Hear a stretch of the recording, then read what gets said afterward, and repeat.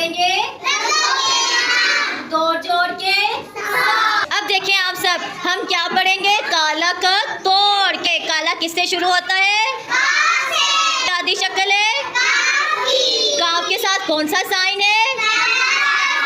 Plus کے ساتھ الف کی آدھی شکل. الف کے درمیان میں کون سا سائن یوز ہوا؟ پلس کا سائن. پر یہ سائن کیوں یوز ہوا؟ اوکے، اب آپ دیکھیں الف کے آگے کون سا سائن ہے؟ مائنس کا. اور مائنس کے آگے کیا ہے؟ لام کی آدھی شکل. اب آپ دیکھیں مائنس کا سائن کیوں آ گیا؟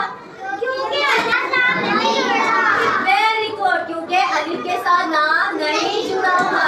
الف ہمارا شرارتی جو ہے نا، شرارتی حرف ہے. تو شرارتی حرف جو ہوتے ہیں وہ اپنے ساتھ کسی کو جڑنے نہیں دیتے. تو اب دیکھیں لام کی آدھی شکل ایسی ہی آ گئی ہے نا آگے. اور لام کے ساتھ کون سا سائن یوز ہوا؟ پلس کا. اور پلس کے آگے الف کا. اب دیکھیں یہاں پہ سائن چینج ہو گیا. تو پلس کا سائن کیوں آیا؟ Very good. کاف الف کا، لام الف لا، کالا.